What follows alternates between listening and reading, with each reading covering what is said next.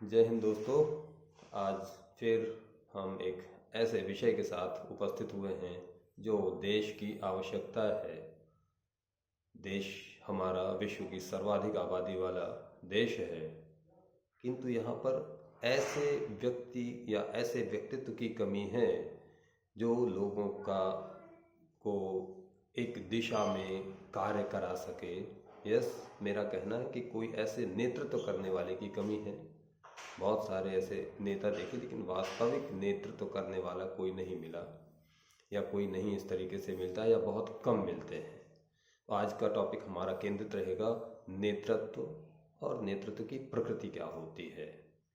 तो हम आप लोगों का हरीश सर के यूट्यूब चैनल पर स्वागत है। हम लोग शुरू करते हैं, नेतृत्व क्या होता है। स्टूडेंट्स, नेतृत्व किसी व्यक्ति के वह विशेषता या वह गुण होता है जो किसी एक साझा लक्ष्य को संपन्न करने के लिए लोगों को प्रेरित करके लक्ष्य को पूर्ण करा ले। तो किसी साझा लक्ष्य के प्रति लोगों को एकत्रित करके उस लक्ष्य को पूर्ण करा लेने की कला ही नेतृत्व कहलाती है। अब है क्या कि जो नेतृत्व है वो एक विश्वास नेतृत्व के लिए ये ज़रूरी है कि नेतृत्व में विश्वास हो, नेतृत्व में उत्साह हो।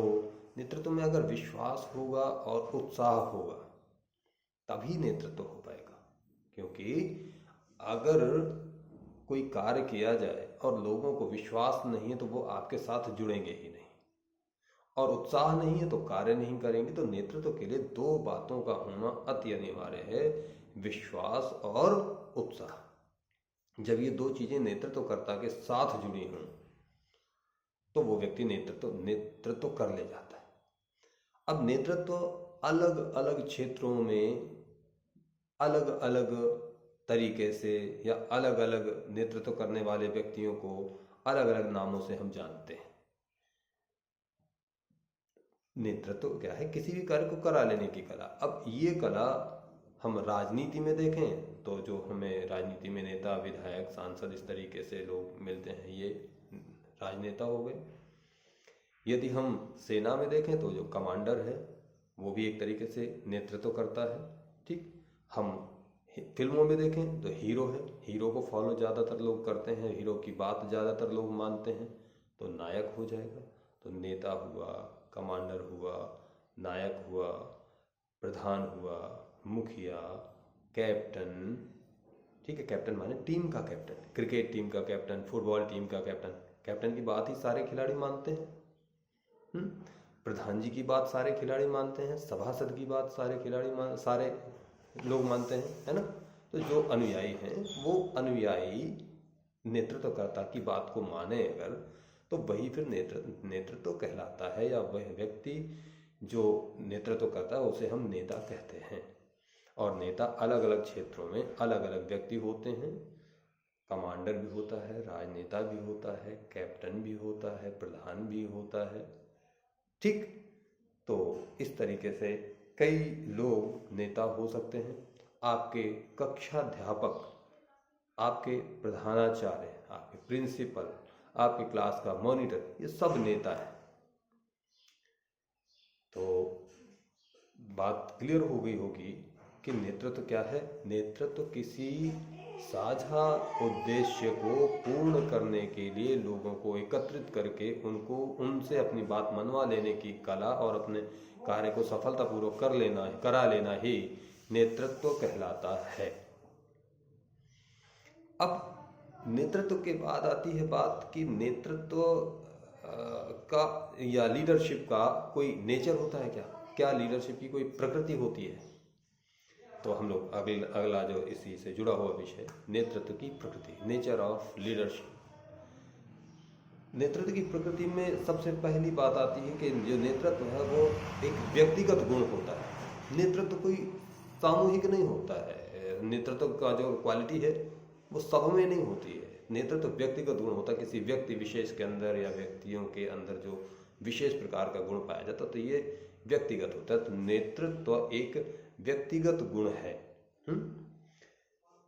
नेतृत्व तब है जब नेतृत्व के लिए अनुयायी हो, फॉलोवर्स हो। भाई नेतृत्वकर्ता तब सफल है या तभी नेतृत्वकर्ता कहलाएगा जब उसकी बात को मानने वाले कुछ लोग हों। जैसा कि परिभाषा में भी आता है कि अपनी बात को मनवा लेने की कला, अपने लोगों को मोटिवेट करते, प्रेरित करते। तो मोटिवेट या प्रेरित किसे करेंगे? जो हमारे फॉलोवर्स होंगे। तो फॉलोवर्स को, अपने अनुयायियों को मना लेने की कला ही कला या जब जिसके फॉलोवर्स होते हैं उसे ही हम नेतृत्व कहते हैं। ठीक है, अनुयायी कहते हैं। प्रभावित करने की इसमें प्रक्रिया होनी चाहिए। ठीक, नेतृत्व जो है प्रभावित करने की एक कला है। भाई नेतृत्व में अगर लोगों को हम प्रभावित नहीं कर पा रहे हैं, अगर कोई नेतृत्व प्रभावित नहीं कर पा रहा है तो अपनी बात को कैसे मनवाएगा? बात को नहीं मनवा पाएगा तो अपने लक्ष्य को कैसे पूरा कर पाएगा? तो इसलिए नेतृत्व क्या है? प्रभावित करने की एक प्रक्रिया है नेतृत्व। ठीक है, तो फिर नेतृत्व में क्या है? साझा लक्ष्यों और उद्देश्यों की प्राप्ति के लिए नेतृत्व होता है। देखिए, नेतृत्व कभी भी व्यक्तिगत उपलब्धि, व्यक्तिगत कार्य के लिए नहीं होता है। व्यक्तिगत नेतृत्व किसके लिए होता है? साझा लक्ष्य हों, साझा उद्देश्य हों, वो सामाजिक भी हो सकते हैं, वो पारिवारिक भी हो सकते हैं, लेकिन व्यक्तिगत नहीं हो सकता। एक व्यक्ति का नहीं हो सकता है। पारिवारिक भी हो सकते हैं, सामाजिक हो सकते हैं, सोसाइटी के हो सकते हैं, नगर के हो सकते हैं। तो सामूहिक लक्ष्य व उद्देश्यों की प्राप्ति के लिए नेतृत्व होता है। ठीक है, इसके बाद नेतृत्व का क्या है? नेतृत्व की प्रकृति में अगला पॉइंट आ जाता है कि विभिन्न परिस्थितियों में नेतृत्व की शैली बदलती रहती है। अब देखिए, परिस्थितियां क्या है? परिस्थितियां ये हैं कि आप नेतृत्व किसका कर रहे हैं। अगर आप कक्षा का नेतृत्व कर रहे हैं तो आप थोड़ा डांट सकते हैं, आप उस तरीके से। लेकिन अगर आप नेतृत्व कर रहे हैं पब्लिक का, तो अगर आपने डांटा तो पब्लिक तो भाग जाएगी। अगर आप यही नेतृत्व करेंगे सेना का, तो आप पनिश करके भी कोई दिक्कत नहीं है, पनिश भी कर लें। आप पुलिस में आप पनिश करके भी अपना काम करवा लेंगे। तो नेतृत्व की जो शैली है, नेतृत्व की शैली अलग अलग परिस्थितियों में बदलती रहनी चाहिए और बदलती रहती है।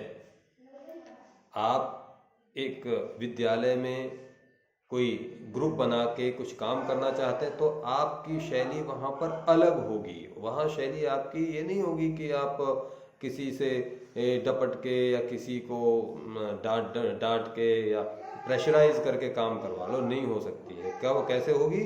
जब आप अपनी बात को मनवाने के लिए शैली परिवर्तित होती रहती है।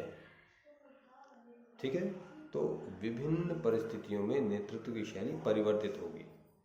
जैसे आप जिस कम्युनिटी का नेतृत्व करोगे, आपके नेतृत्व करने की शैली उसी तरीके से अलग अलग होगी। व्यक्ति एक ही हो सकता है, लेकिन वह व्यक्ति, सपोज करो वह व्यक्ति अगर सेना में है, उस समय वो सेना के तरीके से नेतृत्व कर सकता है।